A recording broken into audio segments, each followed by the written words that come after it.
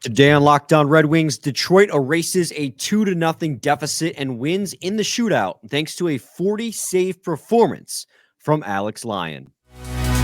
You're Locked On Red Wings, your daily podcast on the Detroit Red Wings, part of the Locked On Podcast Network, your team every day.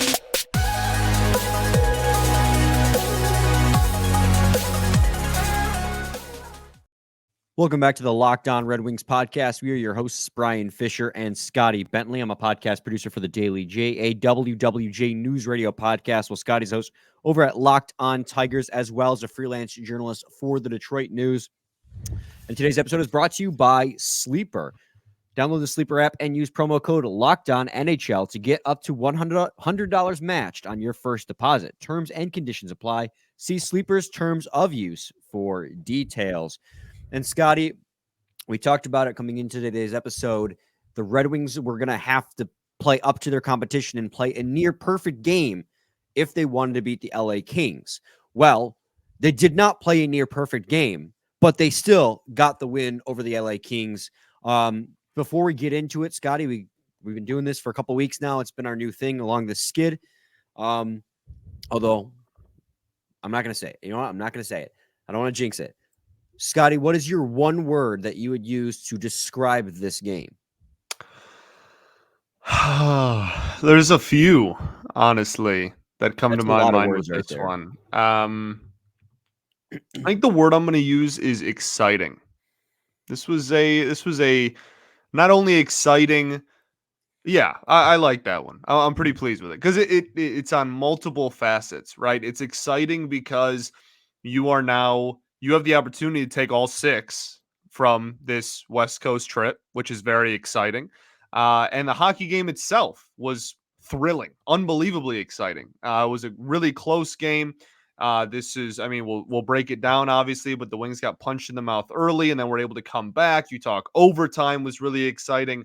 Obviously, the shootout, I've never said anything bad about it. It's my favorite thing. Like it's you know what I mean? Like I think exciting because of how many different ways that it fits. Big picture, season outlook, smaller picture, all that. Obviously, it's one game. I'm not trying to make it sound like anything more than just one game, but this was a really, really, really big win for the Detroit Red Wings. No, it's one game, but it was a really important game for the Detroit Red Wings on so many different levels. I mean, if they lost to LA Kings, I wouldn't have been surprised, but would I have been disappointed? Yeah. So, I mean, if you're talking about the word that I would want to use to talk about this win over the LA Kings, I think mine would be, I was going to say relieved, but that's not the right word. I would almost say encouraging. That's the word that I want to say. It's encouraging. It was by far a flawless game. The first period by the Red Wings was abysmal, especially defensively. But in games past where a bad first and being down by a couple of goals would have spelled the end of this game for the Detroit Red Wings, they battled back in the second and hung in there in the third to force a shootout and ultimately win it. But I don't think we can really talk about this game without first talking about who we probably is the biggest contributor to this victory, which would be Alex Lyon, right, Scotty? I mean, a 40-save performance in 65 minutes of ice time, because 5-minute overtime included, 40 saves, 43 shots against, goals saved above expected of 0.60 and save percentage of .930. Yeah, there was the third goal in the third period was probably one that he would have wanted back, but that was after he had already faced 35 shots against. I mean, he was star number one for the Detroit Red Wings in this game. In games prior, Scotty, where goaltending would have given up many more goals on many fewer shots, he didn't, and he gave the Red Wings more than an opportunity to win this game, and they ultimately pulled it out, and they couldn't have done it without him.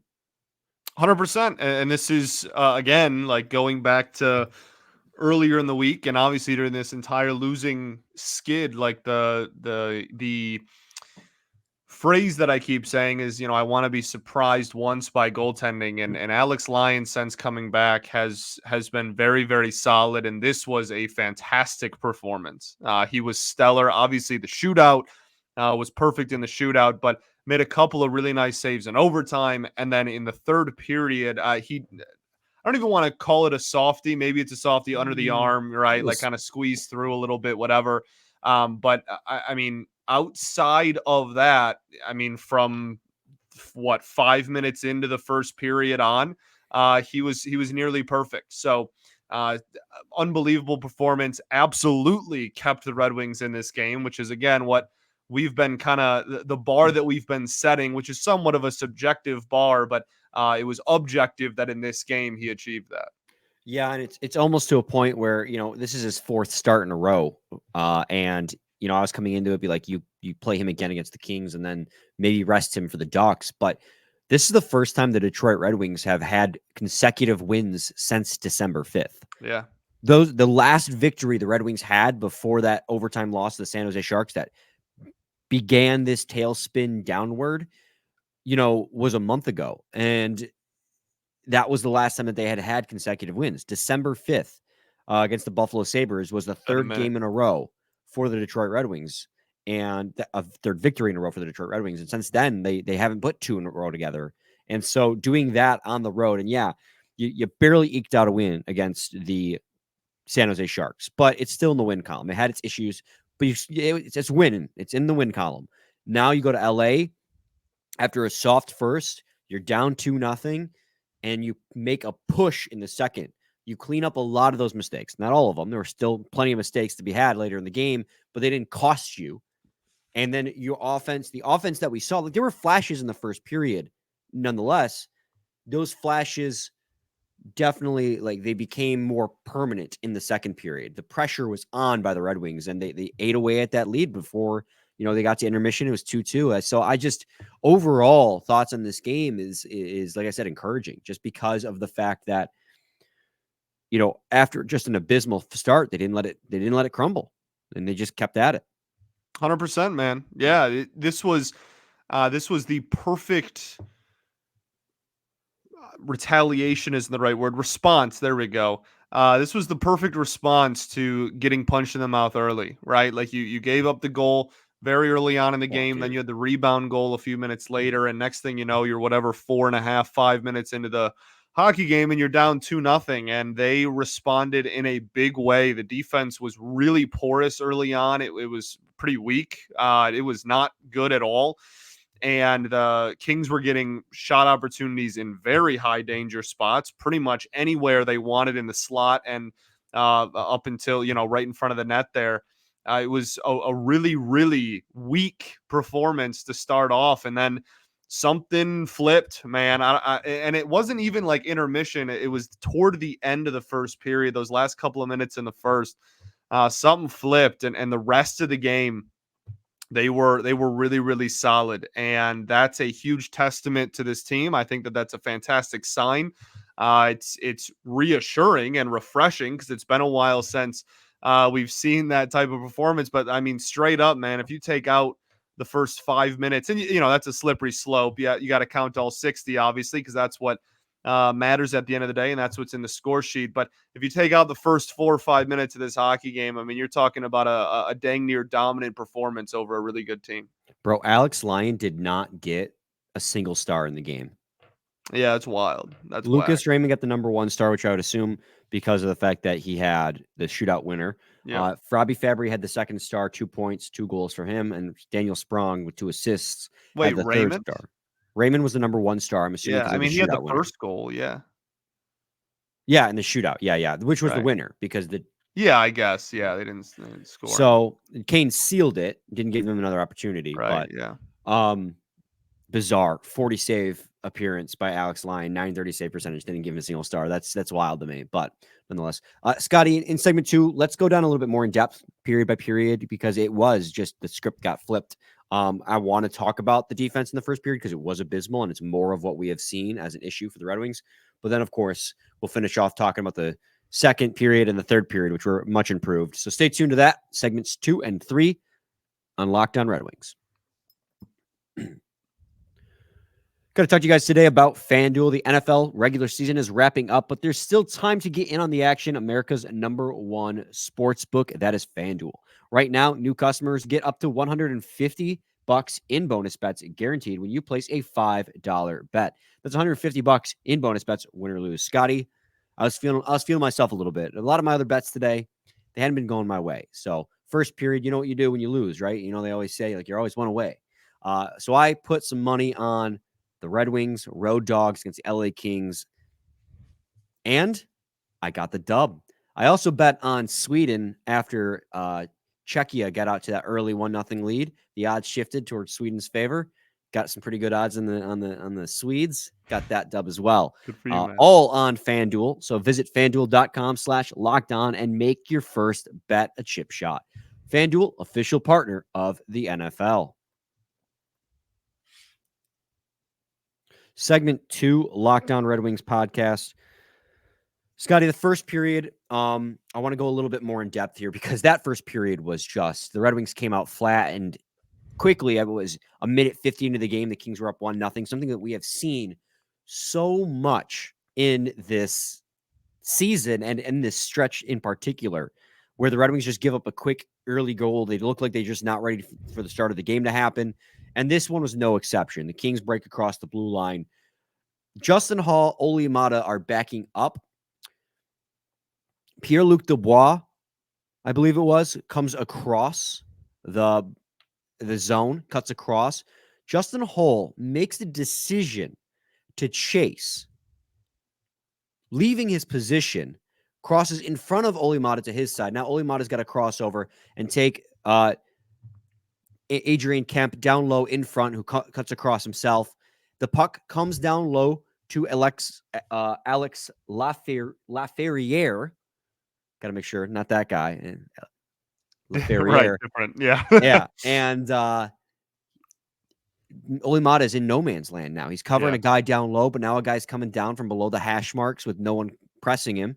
So Olli Maatta has to make a decision to challenge the puck carrier. This is where Joe Veleno has to make the decision to, as the center, your job is to basically be a third high D-man. You see Olli Maatta have to go cover. Joe Veleno has to recognize that and cover Kemp, who's backdoor and makes the decision too late, and it's quick 1-0. And a lot of that, Larry Murphy did a great breakdown of it in the first intermission. So if you can, go back and listen to it. But a lot of it has to do with the fact that Justin Hall chased out of position. And with the way that the Red Wings want to run this defensive scheme, being overzealous in the D zone is something that this team cannot do. It really left Olli Maatta high and dry, and I feel like Maatta is like the one guy in this instance who is guilt-free. He was left in a tough spot. Either you leave Laferriere, who is breaking in all alone from below the hash marks on Alex Lyon, and hope Alex Lyon can make the save, covering Kemp backdoor, or you abandon Kemp and try and break up the pass/shot opportunity and hope Joe Veleno covers. And neither of those things happened. It was a major breakdown defensively for the Red Wings, who just continue to miscommunicate and look out and just find themselves out of position. And it's people are going to blame the system, but that's an instance right there where it's just players making dumb, overzealous decisions that cost the Red Wings. Yeah, and again, like in the first period specifically, that wasn't the only case of that. There were at least two almost identical situations there, maybe even a third. But yeah, man, there was that point you had there is probably the best one of just like this system you cannot afford to do that with the system they're trying to implement.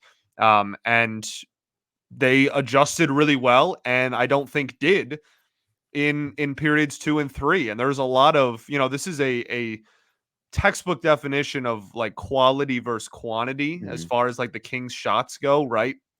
The Kings had outshot the Red Wings pretty comfortably, I'll say. But at the end of the day, I mean, you pointed it up to me before we hopped on air. I mean, the quality of shots was almost identical, and that was really, that was something that I don't think you really needed to look at numbers to feel like solidify, right? That's something that just in the game, I mean, especially again in periods 2 and 3, the Kings did not have very many high danger shots. Most of the shots on net they had were just like, oh, we just need a shot on net here type of plays, right?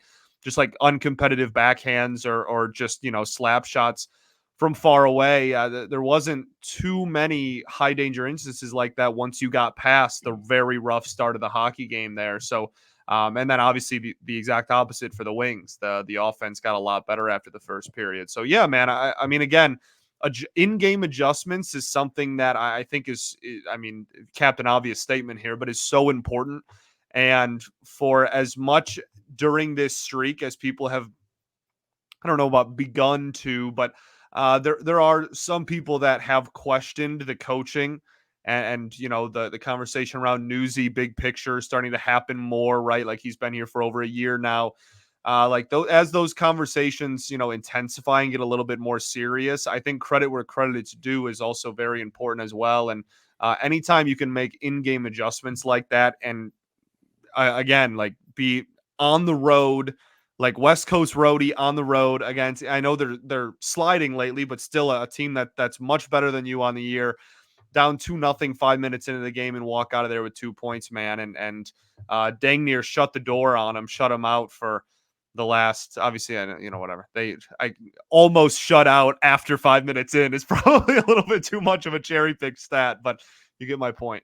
No, I mean, it's fair because, you know, we talk about the first period, the Red Wings in the defensive zone, they were scrambling. I can count.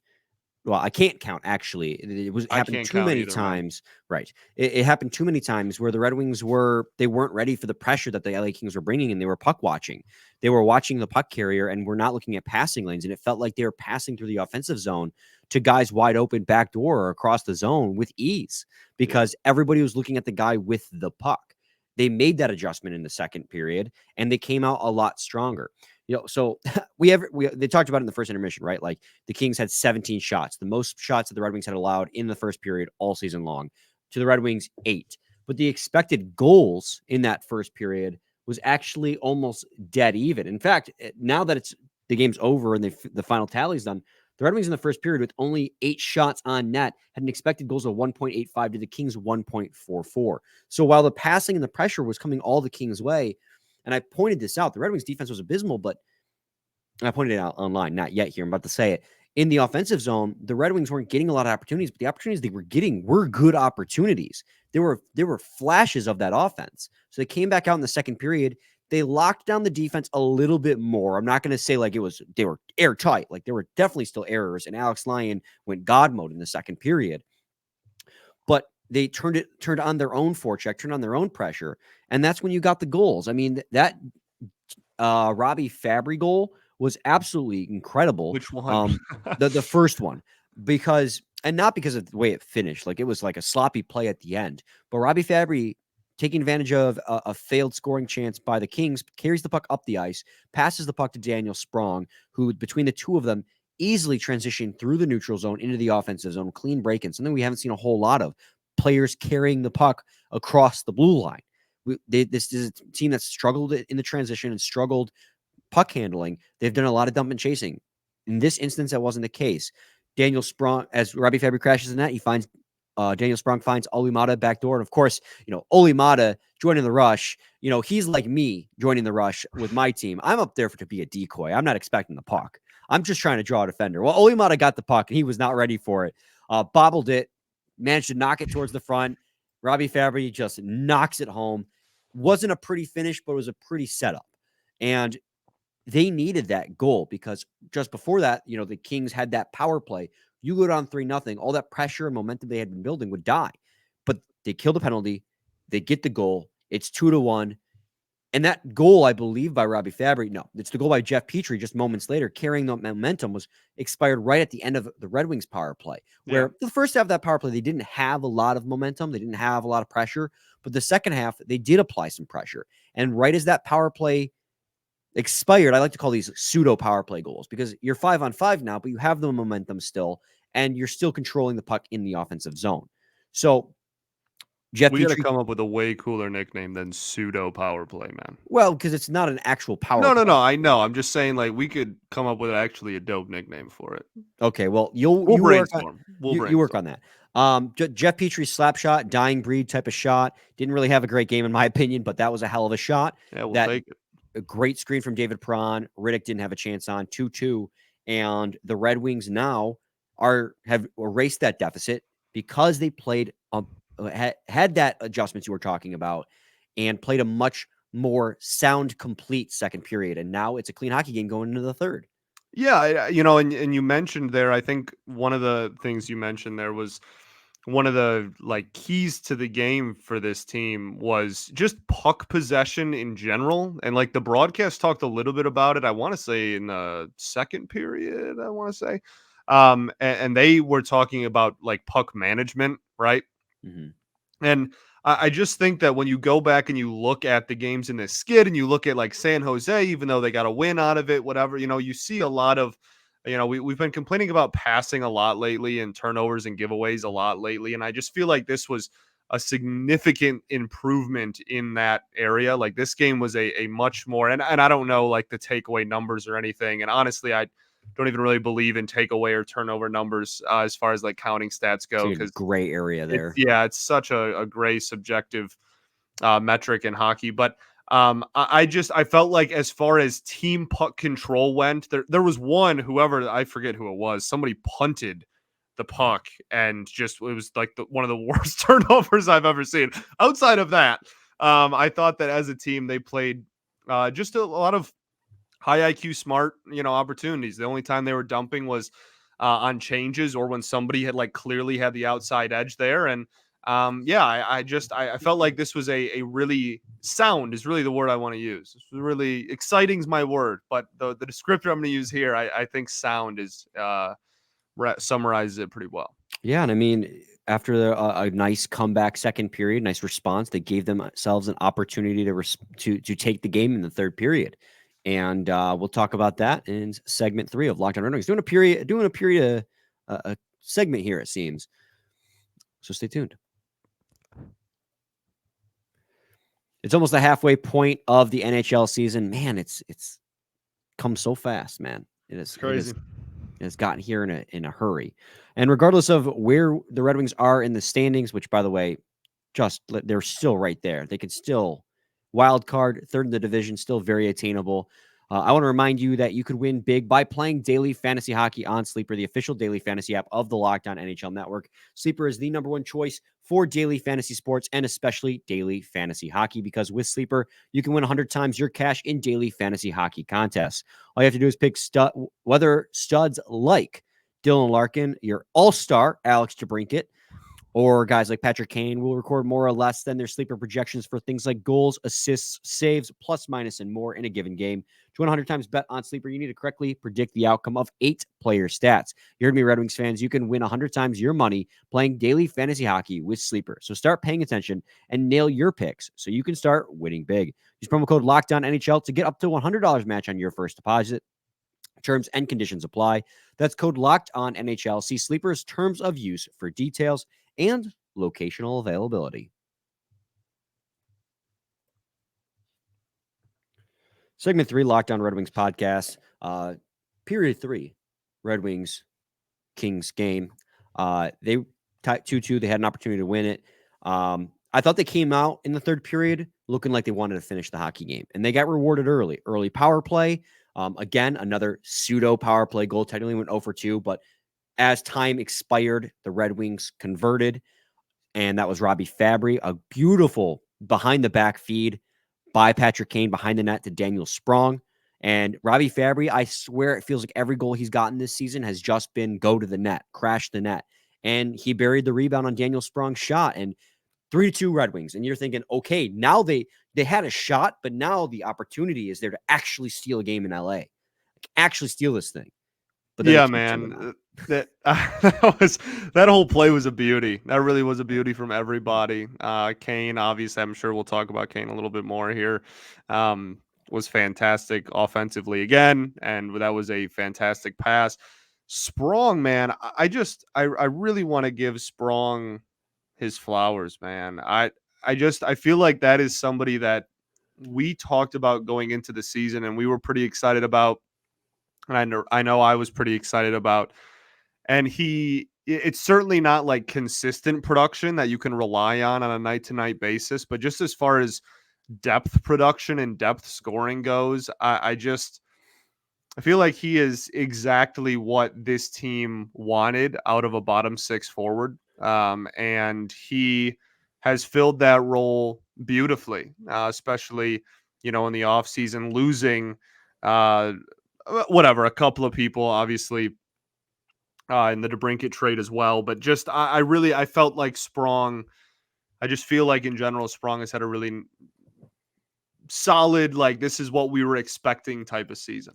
No, you're spot on, and full credit to you, Scotty, too, because before the season you comped Daniel Sprong to this year's Dominic Kubalik, and I think Daniel Sprong is, for the life of me, couldn't remember Kubalik's name. I'm going to be honest with you. It's 2 a.m. I was sitting here. I was like, dude, we traded him to Ottawa. We got to break it. I remember Dominic. I couldn't remember Kubalik. I mean, they're both shoot first goal scorers. Daniel Sprong's a little bit of a better passer. And he plays slightly better two-way. He thrives in the role that he's given, which is third line, fourth line, shoot first guy. He's going to give you 15 to 20 goals, which from the third and fourth line is phenomenal. But that's the thing, right? Or the power play too, right? Power play goals. Yeah. People see statistics, and I'm not trying to discredit anything that Daniel Sprong's doing. But what I want to get across here is, and we saw it with Kubalik last year, right? You start to put a player who's scoring in their sheltered minutes on the third or fourth line, start to give them more of a role and responsibility on upper lines, higher lines, the top six. Then you start to see the cracks in their game. Daniel Sprong is thriving because he's playing sheltered minutes. He's playing in niche roles. That is not a bad thing. That is not to discredit him. That is exactly what you signed him to do. That is exactly what he's done in his career. With Seattle last year when he had 21 goals, it's because he played third, fourth line minutes. They didn't put him in high leverage situations against the best of the best, because then you're going to see that he's not perfect. It's okay that he is your third, fourth line goal scorer. That is a fantastic problem to have. And it's not even a problem. This is by design. So Daniel Sprong, 2 multi-point nights. He's been great for the Detroit Red Wings. With Robbie Fabbry's 2 goals, they now have 5 players on the team with 10-plus goals, which is awesome. Just fantastic. Because if you're not going to have a top-end goal scorer like Austin Matthews who can score 30 before the 40-game mark, you need a lot of guys who can score at least 10-plus. And the Red Wings have that. This is the part of Yzerman's build this season that has absolutely worked for the Detroit Red Wings. So Daniel Sprong has been great. And he's been great because of the role that he is in. Let's keep him that way. Yeah, absolutely agreed. On top of that, obviously, after that goal, the LA Kings went into full desperation. We have to tie this thing up mode. The Red Wings, to their credit, with the momentum being poured on by the LA Kings, where they were playing probably more aggressive than they were in the first period, the Kings were. I thought that the Red Wings did a really good job of staying alive. You know, the Kings were getting a lot of shot opportunities. Alex Lyon was making big saves. Red Wings were clearing rebounds. They were blocking shots. Jake Wallman just continues to block shots. I saw a stat today that he's like 3rd in the league in blocked shots. I did not even realize that. I mean, I knew he blocked a lot of shots, but I didn't realize he was blocked that many. So the Red Wings did everything possible with the Kings just pouring it on. Weren't able to push back enough, and eventually, obviously, we know Kemp scored his second of the game on what is a goal Lyon probably should have had, but they were pushing so hard. It felt like something had to give. Yeah, for sure. They, like you said, they went all out on it. And it wasn't without a couple of rushes the other way for the Wings, too, that they couldn't capitalize on. They had a couple of chances to make that a 2-goal cushion and couldn't bury the puck. So, yeah, it felt, I don't want to say inevitable, but they were applying a lot of pressure, and there was a lot of attempts there later in the game. So yeah, man, I didn't. Again, Alex Lyon was great in this hockey game. I don't think anyone was too mad with him. I'm sure he would even tell you that he probably should have saved that one, but didn't change the outlook of Lions game. Big picture, just meant that the strategy for what to do the rest of the third period certainly changed. They transitioned that into overtime. Few fantastic opportunities in overtime for both teams. Lyon was good in OT as well.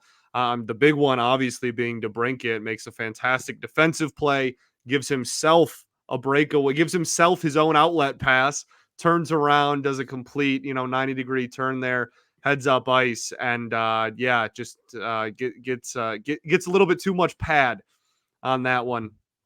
unfortunately just stuck the left knee out or the left leg out and was able to get just enough on to keep it out of the net. So yeah, that's obviously one. But the biggest thing in overtime for me was Dylan Larkin is a machine. I mean, that he was like huffing and puffing the entire OT, stayed out there, didn't get off of the ice several times because he couldn't. There wasn't a clean time to shift. And yeah, man, he was he was an absolute horse. Made a couple of really good defensive plays, just basically playing like like D basically, because he didn't have the energy to go all out there and be effective in the offensive zone there. Had a very long shift there and did really well. So yeah, did enough to get into shootout and obviously dominated the shootout. So yeah, and also, I mean, you mentioned Dylan Larkin. I thought Patrick Kane had a really good game. Alex DeBrincat obviously had a really good game. Kane had 1 assist. DeBrincat didn't get on the score sheet, but holy hell, were they so close all throughout the game. And that's their big thing, right? Like every single game, Patrick Kane and Alex DeBrincat are going to be applying pressure and be super close to scoring. Defensively, we always know, we'll always mention it. Not so great. Was hustling back on D in crunch time in this game, man. He should, like, that's his job. But he had a couple of pretty good, like, in transition defensive plays in like late in big moments in this game. I was pretty impressed. Not going to expect it and hold my breath about it going forward, but I was impressed tonight. Yeah, I mean, overall, I was happy. I thought Sider and Woolman stepped up in a big way in this game. Yeah. Again, Woolman had a couple of huge plays too. Well, and Sider too. I mean, and to be fair, I thought that he made a really egregious pinch for that second goal against. I don't know what he was doing. The entire play was moving up ice, and he was nowhere near. Like there's times where making a pinch makes sense, but he just like it wasn't even really a pinch. He just didn't retreat, and so DeBrincat had to cover as Woolman slid over. But after that, man, he and Woolman were just so good. Sider was really aggressive in shutting down plays, intercepting. I mean, it's just the puck battles he wins. He's been on fire these last 4 games now. So, I mean, yeah, overall, after a soft first period, I thought the Red Wings really did deserve the 2 points in this game. They got outshot, they got outchanced. But, I mean, when it comes to expected goals, they edged out the LA Kings. So 2 important points and an opportunity to make it 6 points on the road, facing the Anaheim Ducks in Anaheim on Sunday, 8 o'clock Eastern Standard Time, as it's a matinee game out west, 5 o'clock there. Anaheim Ducks are a really bad team, Scotty. Their top scorer is Frank Vetrano, 27 points in 37 games. Second is Mason McTavish, 25 and 30. But they are saved a little bit by their goaltending. John Gibson, 904 save percentage, slightly above league average. I don't know how he's doing it. Lucas Dostal, who was the rookie of the month in October. Dude. 901 rookie of the month and had a 50 burger the other night against Toronto. The night where they had like whatever it was, 43 shots and no goals or something crazy. Yeah, man. He's been on his head. He's been a huge plus for the Ducks this year. I mean, they're bottom 10 in the league in expected goals for percentage and shot attempts at 5-on-5. But like I said, it's that goaltending that has done them favors. They're not to say like they're playing well because of their goaltenders. They're still losing the bulk majority of their games. But they just don't have an offense this year, man. 2 goalies above 900 is really hard to come by, and even more so when you're playing behind that team. And they're doing it. But Red Wings have lost the Anaheim Ducks before in this skid. Hopefully you're building momentum now. Hopefully you don't take them for granted like it looked at the Sharks for granted a little bit. You go in and you take care of business. And I'll be honest with you, Scotty, like I want them to dominate the Sharks. I'm not the Sharks, the Ducks, but I'm happy with a win any way I can get it right now. They got 2 in a row. To make it 3 in a row, to make it a bona fide win streak, come home 6 points out of 6 is going to do a lot for their standings, a lot for the confidence in the locker room, a lot for their confidence on the ice. It'll just be high vibes after. And I will say, if they win the game against the Anaheim Ducks, I don't even care how they win it. I'm going to state this now, Scotty. I don't care how they beat the Ducks. If they beat the Ducks, win 3 in a row, all on the West Coast, I will say this skid is over. I'm now hoping for the ugliest win in the history of the National Hockey League. Yeah. just so that you have to walk that line on Monday. But yeah, man, I'm just the start of a new skid. And this is,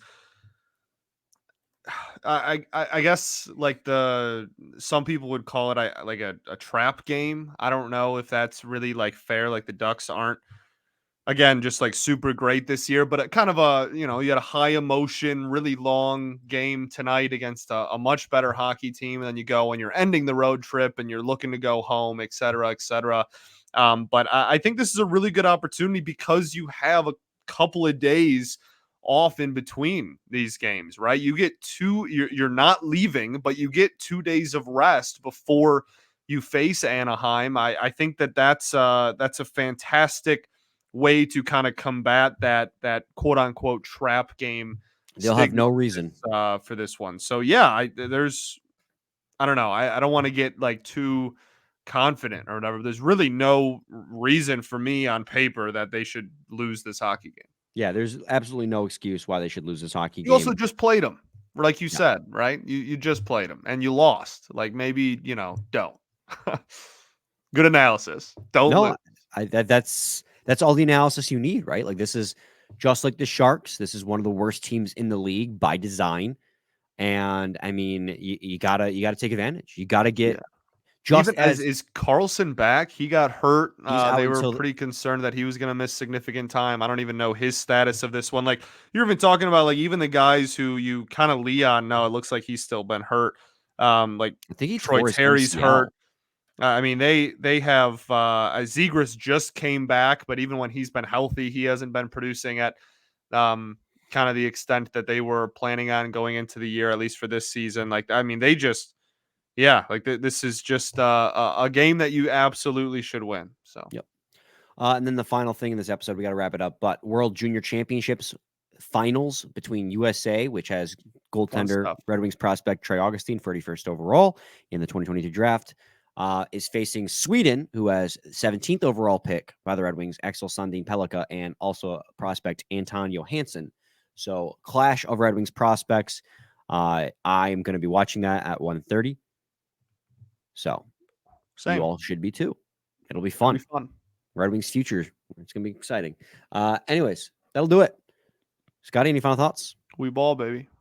We ball. We'll be back with a new episode on Monday. Almost said Sunday. We'll be recording Sunday. Yeah, I was going to say.